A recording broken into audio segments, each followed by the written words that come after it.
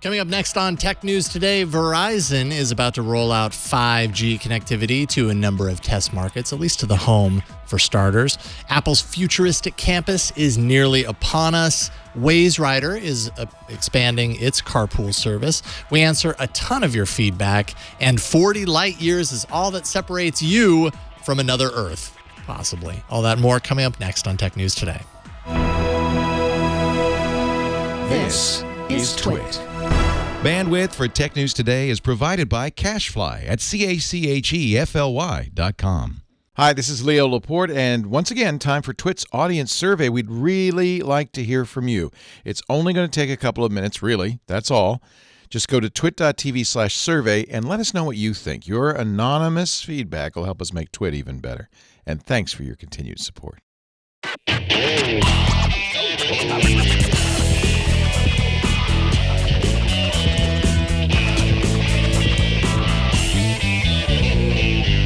This is Tech News Today, episode 1710, recorded Wednesday, February 22nd, 2017.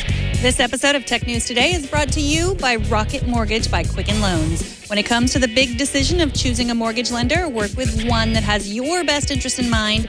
Use Rocket Mortgage for a transparent, trustworthy home loan process that's completely online at quickenloans.com/TNT. And by Blue Apron, the #1 fresh ingredient and recipe delivery service in the country. See what's on the menu this week and get 3 meals free with your first purchase with free shipping by going to blueapron.com/TNT. Welcome to Tech News Today. This is the show where we tell you what you need to know about technology today.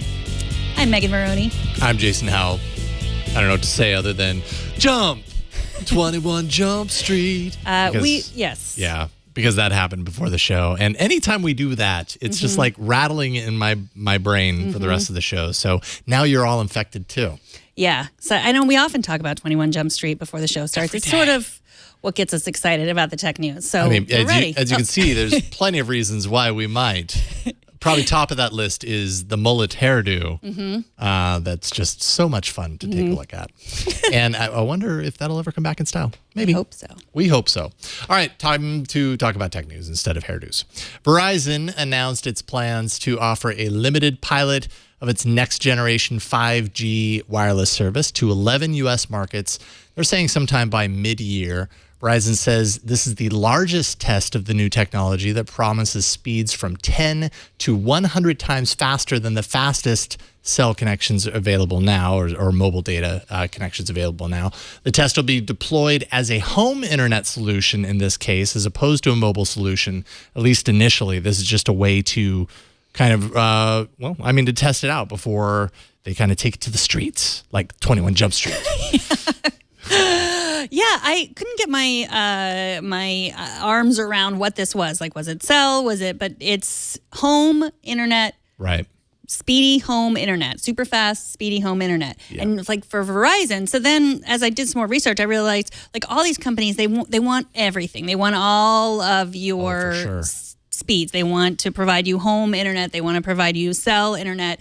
They want to, or cell service. They want to get your TV. They even want you to still have a landline. That's what they want. So they're just trying to get all four. So this is what they're doing, I guess. Yep. Test markets, Atlanta, Ann Arbor, New Jersey. Well, there's 11 of them, mostly major cities. No San Francisco in there, so no Bay Area. But what's interesting right now, at least, is that there is no standard for 5G. It's the technology is really kind of developing as it goes here. That no one's really kind of locked on to what the standardization is around it. So Verizon, I think, in doing this, really wants to get to market with something so that potentially it can be more influential in that process of figuring out, how it shapes across the board for all other companies that are doing this. AT&T has its own 5G that it's testing right now. Much smaller test in that case. That's in Austin, Texas, at an Intel office providing internet there. So apparently that seems like the way that they test these things before they, put out the big antennas and blast it all over the city. I don't feel that I need 5G. I think I've got enough G's right now. Whoa, got enough G's, yo. I want faster if I can get it. Yeah, money. I want Sorry. I'm just thinking about all those G's, and I'm just like, man, I could use some G's right now. Faster's better, right? I don't know. I mean, I want a blanket. Like, that's my only issue, that it doesn't come everywhere in my house. Like, I want it more pervasive than I want it faster. Right. But what are the things that we really need faster than right. what we're already doing? Although sometimes I feel like it's a little slow. I mean, what they're offering here is comparative to connection speeds that you get on things like fiber. So, I mean, it's super fast and obviously wireless. So I think those are good things. I'll take it. You want more G's. If it's between slower and faster, I will always side with faster. Well, you know what the Buddha said? Just be happy in the amount of G's that you have. Is that what Buddha said? That was the ancient Buddhist teaching. Oh, okay, good. Okay. I'll put that on my wall at home. All right. Apple's new spaceship is officially set to land in April in Cupertino, arriving directly into the Santa Clara Valley, straight from the future. Thank you. It is not really a spaceship. It's not really landing. We have watched it being built online, and now it is almost done. Apple says the 175-acre campus houses 12,000 employees who will move in over the next 6 months as construction of the building and the surrounding area continues into the summer. The 1,000-seat auditorium with a 20-foot tall glass cylinder, 160 feet in diameter, supporting a metallic carbon fiber roof, will be named after Steve Jobs, who would have turned 62 this Friday. So it's a 2.8 million square foot building. It's made of the world's largest pane of curved glass. The largest largest panels of curved glass. Yeah, panels. Yeah. And it claims to be the world's most one of the world's most energy efficient buildings. Yeah, all of that. So 2.8 million square foot of building, right? All of the roof is covered in solar panels. So they're saying renewable energy powers 100% of the building. Also, I thought this was interesting. I hadn't heard this before. Naturally ventilated. So I don't know what goes into making something naturally ventilated to the point where what you have here is that they projected that it will not require any heating or AC or air conditioning for 9 months out of the year, because of the natural ventilation system that they're using. Opening the window? I don't know. I mean, you have to imagine that's a part of it is, obviously bringing air in from outside and in, but and vice versa. But that's really cool. Like 9 months out of the year that you don't need to heat or put on air conditioning. I don't know how you do that, but I guess that's why I'm not an engineer. I don't really use heat or air conditioning, but I have a small house.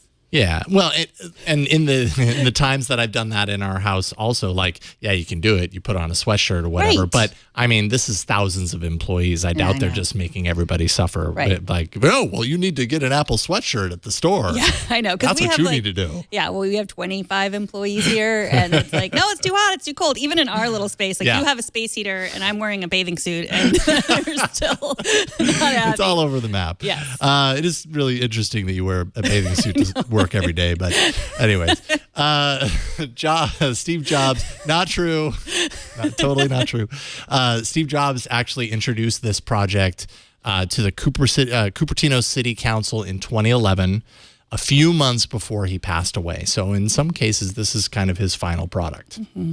Very cool, though. It's been really cool. I remember talking about this actually on Tech News Today, way back when this project was even starting. And it's cool to kind of reach the end of it, because back then it was such a science fiction idea, way more idea than it was reality. And now here you go. Waze has been testing its carpool service in the Bay Area and Tel Aviv for a while now. The company is ready to expand beyond those markets, according to the Wall Street Journal. Sometime in the next few months, actually, Waze Rider is expected to launch in several cities throughout the U.S., though Wall Street Journal did not name any of those cities, so coming soon. Waze Rider offers competitive rates when you compare it to services like Uber, primarily because the cost to riders is essentially a reimbursement for the mileage, at least initially. They're not really taking any fees for the hooking up the ride at the top, but eventually they plan to open that up and take, I think, like a 15% on top of that fee for Waze. So take the fee from the driver or the rider? No. Add an additional 15% fee to the cost, and that would go to Waze. Right. So what they're saying is if you want to drive for Uber Pool, you will always get what you would get if you were using your car to drive. For Uber Pool or not Uber Pool, for Waze. Yes. Waze. Sorry. Yes. Okay. Uber Yeah. Pool Sorry. is the one. I was like, I don't know. It's a competitor. How are other competitors doing it? Yes. So if you are riding, I mean, they're very different services. They're totally different services in the sense that, well, Uber has its pool service. How wide is that? Well, I guess I don't know think very it's much everywhere. about Uber, but Uber I think Pool. it's different. It's Uber Pool is sort of like what's that airport shuttle, that like super shuttle that you could take if you wanted to sit around and wait for everybody else to be dropped off. Like that is what Uber Pool is. Oh, it's always so miserable. Yeah. And from what I understand about Waze, it's one person. And Right. all you take is one person. It's like I'm going to work in Mountain View. I'm already going there. Somebody in advance, and that's another, kind of differentiator from Uber's regular service anyways, is in advance. I go there and I say, I've got room for one in my car. This person, hey, they happen to be going there.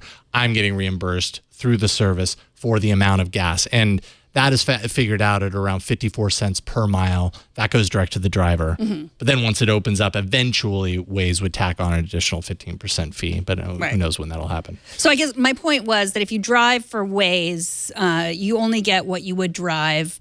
What you get if you were driving with your car to work, like to if your job, you needed to commute for your job to certain places. You're just getting reimbursed. Yes, reimbursed. So they're not employees. I guess my point was they're not. Yeah, employees. definitely not employees from what I can tell. Although 54 cents per mile, like I wonder how that works. You probably end up coming out ahead. I would have to imagine that overshoots it based on your gasoline costs. Right. Like so you do make some. Yes. But. Yeah, but I guess what they're trying to avoid doing, what Waze or Google is trying to avoid doing, is having the employee problem that Google has, or just the reputation problem of having all of these contract employees that they're not, giving health benefits to or whatnot. Right. So it's just like you're never going to be the employee. All we're doing is helping you with your gas. Who knows where it evolves to, though? Because the Wall Street Journal also pointed out that there would probably be some sort of interplay between Waymo, which is Alphabet's self-driving vehicle kind of wing, with this service. I don't know how that would happen eventually, but this is really early days for this type of service with Waze. So who knows where that goes from there. Yeah, but the idea of carpooling has always been something that you want to do, like you want to, right? Yeah, right. It's like, oh well, I would rather not drive, but do I want to get into a stranger's car? Like, I don't know. But with Uber, we've sort of acclimated to the idea of getting into a stranger's car, especially if I have their information on my app and they have my information on their app. There's some sort of accountability there. Something could still go terribly wrong, but lots of people have done carpools, like waited places for carpools for a long time. But I think what really keeps people from doing it, the same thing that keeps people from riding public transportation if they don't have to for financial reasons. It's like, I just want my own car. I want to decide when I'm leaving, and I want to, I don't want to have to be in the car with anyone else.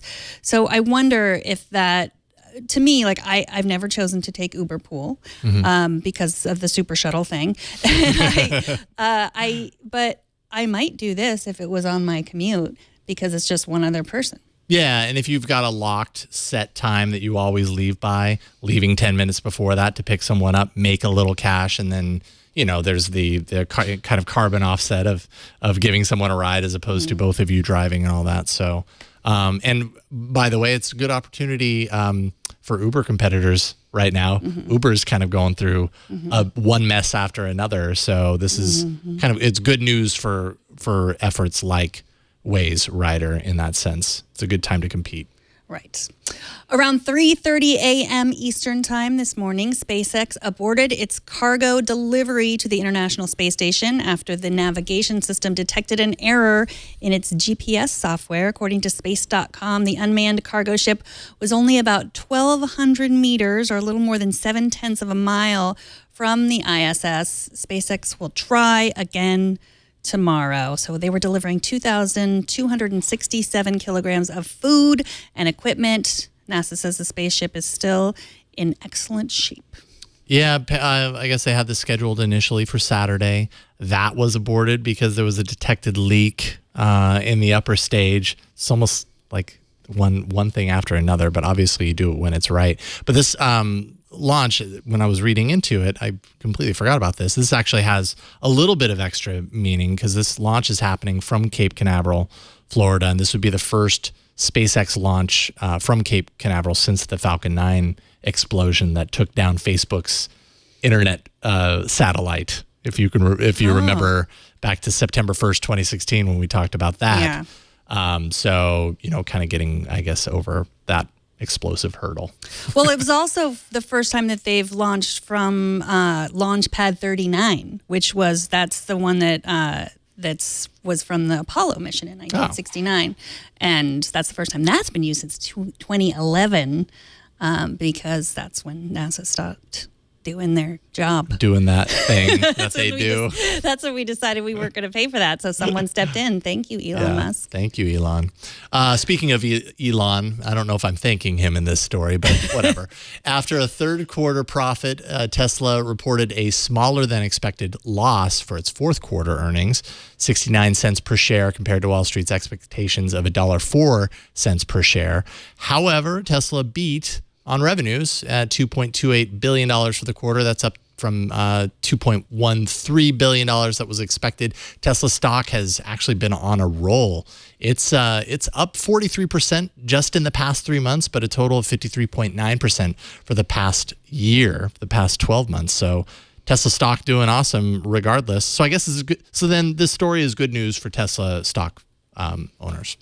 Yeah, I mean, again, like I always try to find something that fascinates me in earnings because generally it nothing does. But what they said is that so much of this is just Elon Musk's star power, and specifically that all future growth is already included right now in the stock price because it's all about Elon Musk, and he's he could get cooler, but he could also get less cool depending on what he decides to do. But I guess the Model 3 is coming, and if people get their orders that ordered it 3 years ago or 2 years ago or whatever, 3 to 4 years by the time they actually get it. Then I mean it'll be a different company. It won't be a company of people that can only afford. The customers won't be just people who can afford really expensive luxury cars. They'll be average people buying Teslas. That's very true. And you may remember last year Tesla had put out guidance that they were going to deliver 80 to 90,000 vehicles. They only actually hit 75,000 deliveries in 2016. This time around, they're not actually projecting what they're going to hit by the end of the year. So kind of tempering expectations, scaling back on that big estimate. But he did say that they expect to produce 5,000 Model 3s sometime in the fourth quarter, 10,000 per week sometime in 2018. So kind of obviously scaling it up because they have to get those 3s out. People have paid for them, at least part of them, and the clock is ticking on that. And also another thing to note, supercharger stations in North America in 2017 are going to be doubling. So right now they have around 2,600 or so superchargers in 373 locations. They're going to double that, which they're going to need to do if suddenly there's this big influx of Model 3s hitting the roads over the course of the next couple of years. So. Yeah. So, at least one person will get their Model 3. That's what they're saying. It may not be everybody, but they'll deliver at least one. Lucky you. Right. Because you Elon get Musk a Model is awesome. 3, and no one else gets a Model 3. No one else. But you did. All right, we got a lot of email. We did. We apparently said a lot of stuff yesterday that caused you to write to us, and I am super excited about that. But first, I have to tell you about Rocket Mortgage by Quicken Loans, the sponsor of this episode. When it comes to the big decision of getting a mortgage and choosing a mortgage lender, it's really important to work with someone who you can trust and who has your best interest in mind. With Rocket Mortgage, you'll get a transparent online process that gives you the confidence to make an informed decision. Don't waste time searching through stacks of paperwork. With Rocket Mortgage, you can securely share your financial information to get a mortgage approval in just minutes. You can even adjust the rate and the length of your loan in real time, make all the adjustments, figure it out. You're just sitting at home in your pajamas, just figure it out. It's just you and the computer. Make sure that you get the mortgage solution that's right for you. So whether you're looking to buy a home or refinance your existing mortgage, you can lift that burden of getting a home loan with Rocket Mortgage. Now, if you're the DIYer type, especially when it comes to things you can do with your computer, I think Rocket Mortgage is for you. So skip the bank, skip the waiting, go completely online at quickenloans.com/TNT. That's quickenloans.com/TNT. Don't forget to add the TNT. That way that they know that we sent you there. Equal housing lender, licensed in all 50 states, NMLS consumeraccess.org, number 3030. And we thank Rocket Mortgage by Quicken Loans for their support. All right, like you said, we got a bunch of feedback, so we thought we'd spend some time catching up. And surprisingly, no one had any opinions on whether social media is a good or bad place for satire. It's okay, we'll forgive you. It was kind of an off-the-cuff question anyways. But many of you had thoughts on security topics from the show over the past couple of days. Ghostelias, I don't know, on YouTube, wrote regarding Friday's ongoing discussion around security topics. I had mentioned that I wanted to return to the simple days of the Commodore 64 and BBSs, and Ghostelias writes, when I was a kid, I did love my Commodore 64, my Radio Shack Tandy TRS-80. Some of us refer to that as the Trash 80. The BOS box. There we go. Thank you, Burke. Atari 2600, ColecoVision, Atom Computer, Apple II, and my BBS chat boards. But I do not want to go back to them. I would not mind going back to play with them every now and then. I surely don't miss saving data onto a cassette drive and then a floppy drive. And today, I love having a NAS box with 4 terabyte drives in it to save data to. Even though today's security is scary, I still love our advancements in technology, and I've been using a computer since I was a child before the interweb existed. I'm still a proud computer geek, loving every single advancement and looking for more every single day. We all just have to keep updating ourselves on the latest security patches, just keep learning and securing ourselves the best way that we can and hope for the best. Yeah, I totally agree with that. I love where technology is now, but I also appreciate the simplicity of what it used to be. And sometimes I just want to take a step back into history and live there for a while. You want to make security great again? We got another email from Smitty, our pilot friend, who corrected us about our use of customs versus immigration yesterday. You remember we were talking about whether or not you have to hand over your password at the border. Remember, I said, I'll give up my shoes, but not my password. That's a different place. So he says, I enjoyed this segment on social media passwords at ports of entry. Having traveled extensively as a child because of my father's job, I do have one nit to pick. I believe you would give your password to immigration, not customs. Immigration determines if you can come in. Customs determines if your property can come with you and if there are any tariffs due to it, if it does, due on it, if it does. Thank you, Smitty, and everyone who corrects us. We like to be corrected. Yeah, we appreciate the correction. Most of you are really nice about it.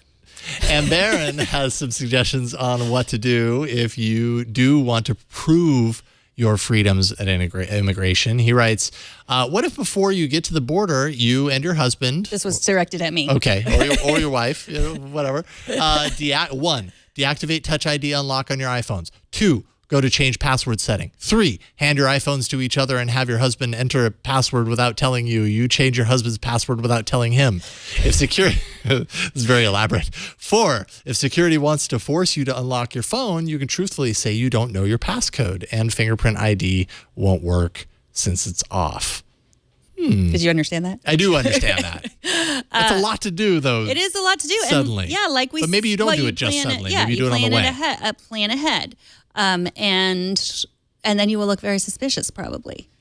That's what our point was yesterday. Yeah. Do you think they'd be smart enough to be like, well, is it your password on this phone? Or they wouldn't think about that? And I would imagine somewhere at some point they would ask a question that would force someone that would compel someone to admit that they either did or did not know the password on the other.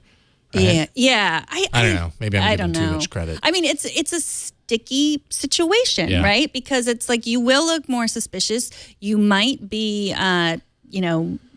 taken into another room and asked a lot of specific questions, and you might miss your plane. You might, be delayed, but you're doing it.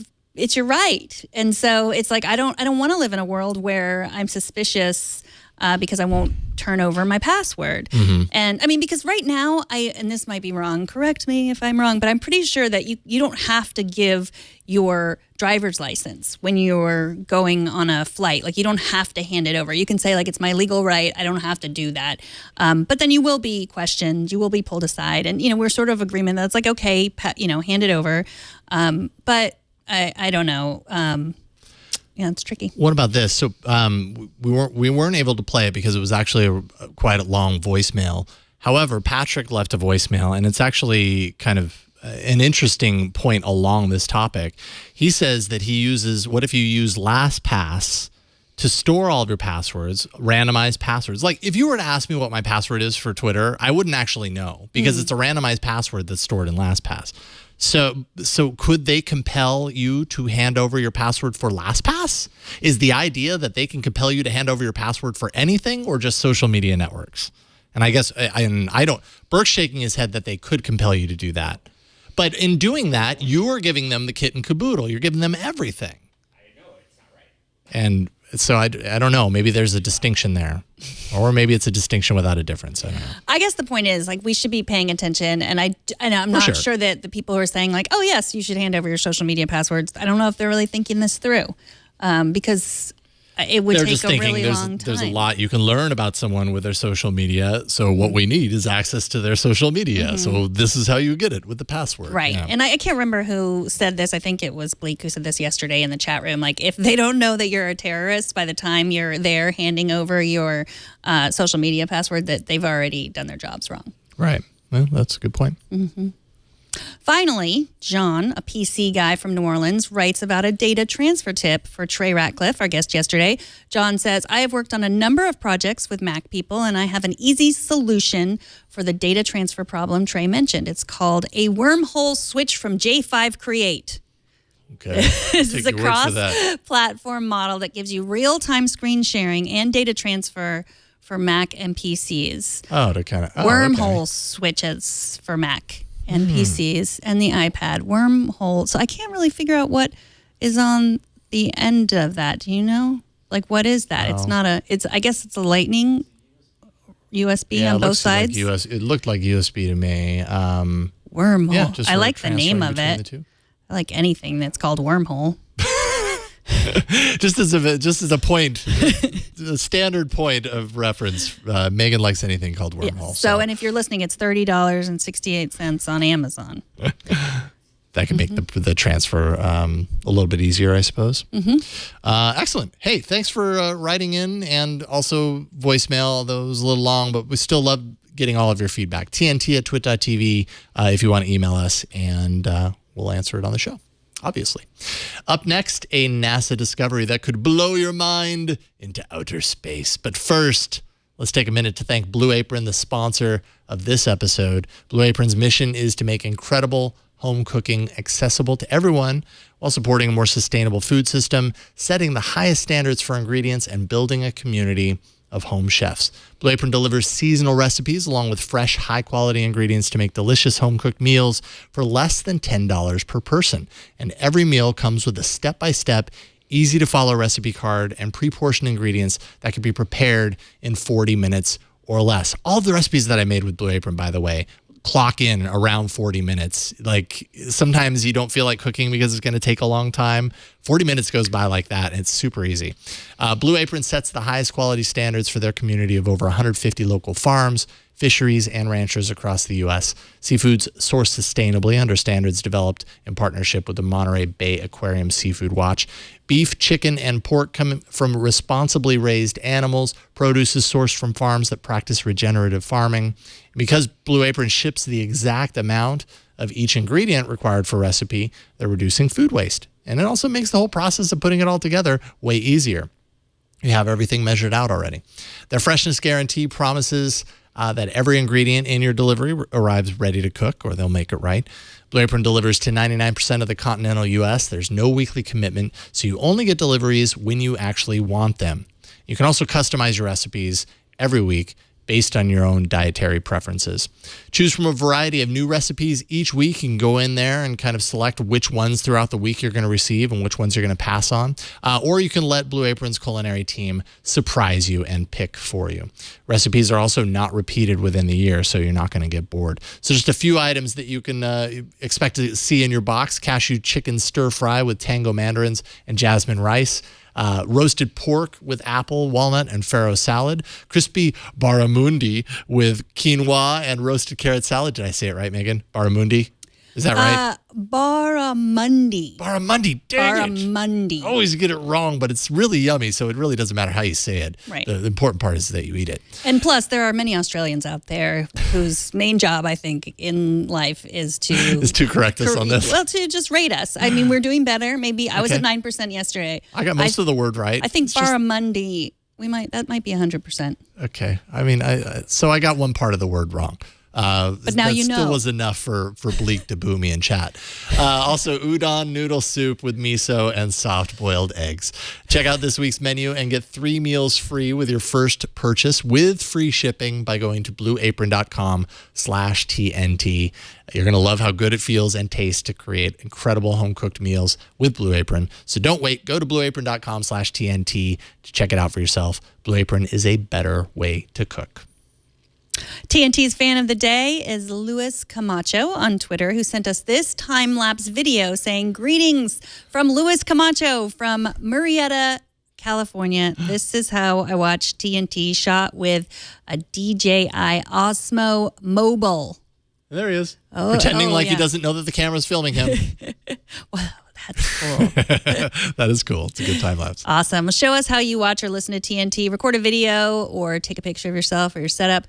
Post it on Instagram, Google+, Twitter, or Facebook. Use the hashtag HowIWatchTNT. We're going to find it. Have we ever gotten one of those? What does the Pixel do? The photosphere? Photosphere. Have we gotten a photosphere? I don't think we've ever gotten a photosphere. Yeah. I'm sure someone out there has 360 cameras or photosphere. So if photosphere takes a little bit longer, sure. Show us an immersive so we can throw on VR during the show and look at it live in real time. It'll be awesome television. We will take nothing less. Yes. NASA held a press conference where astronomers announced that the TRAPPIST-1 star, a mere 39 light years away, that's actually close, by the way, has 7 Earth-sized planets circling it. 3 of those could have liquid water oceans, according to the discovery. The star itself is classified as an ultra-cool dwarf, and 3 of the closest orbiting planets receive about as much energy from the star as Venus, Earth, and Mars get from the sun. They say this is, quote, probably the best bet for finding life outside of our solar system. And they found it, and they're tracking it. And it just makes my brain hurt when I think about the possibility of life outside of planet Earth. I spent a good while today. They did an AMA. Some of the scientists on Reddit AMA Ask Me Anything. I spent a good time scrolling through and some of the things. So they've been monitoring it, and all told they will monitor it for 70 days, and then the raw data will be publicly available by March 6th. Which many people pointed out that they already knew that this is a rule, because you remember that was a big plot point in The Martian. Like, oh God, we have to show these pictures that we saw. So sorry. That's right. Spoilers. Yeah. Uh-oh. So, but also there was, I guess they have a plan. Someone asked, like, how long, if they do find life on other planets, how long till they have to tell us there's life on other planets, which I thought was really fascinating. And, it's like, oh yeah, maybe they've already found it and we just don't know yet. There are post-detection protocols. They were initially drafted in 1989. They were updated in 2010. So if you think about like the 24-hour news cycle and how fast things are, like they could probably not hide that they couldn't hide it from me very long. I'll tell you that. You'd find their evidence of life on planets outside of planet Earth. Well, you could, if you really want to get like down on the ground and research it yourself and travel to the planet. It's only 40 light years, like I said. That's 235 trillion miles from Earth. Scott Kelly, retired astronaut, awesome guy on Twitter, said that current propulsion technology would only take you 800,000 years to get there. So what I was thinking was if I gave up on Facebook, I'd be able to go. But you could add a lot of time to your life if you give up on Facebook. Yeah. I'm not sure you could add 800,000 years, though. That's too bad. Yeah. Someday, though. I have faith you'll make it. And by the way, it's part of the constellation of Aquarius. Little factoid for your trivia night. TNT records live every Monday through Friday at 4 p.m. Pacific, 7 p.m. Eastern, midnight UTC at twit.tv/live. You can be part of the show by emailing us at tnt@twit.tv. You can leave us a short voicemail at 260-TNT-SHOW and find us on Twitter. We're at Tech News Today TV. And go fill out our survey. You only have a few more days, so go twit.tv survey. And if you want to subscribe to the show, go do that. You only have 30 seconds to go do it. Go do it. And then you can't subscribe anymore. Yes. We're locked. We're at capacity. Twit.tv/TNT. That's where you find all the ways to subscribe. And if you want to tweet at me about whether or not you think they've already found life on other planets and are hiding it from us, please tweet at me at Megan Maroney. That's good quality feedback. I want to know. I'm at Jason Howell on Twitter. Thanks to Brian Burnett for pushing buttons to switch the show. Thanks to Burke here in the studio for helping out. Thanks to Kevin for editing the show. And thanks to you for talking tech with us each and every day. We appreciate it. We'll see y'all tomorrow. Bye, everybody. Woo!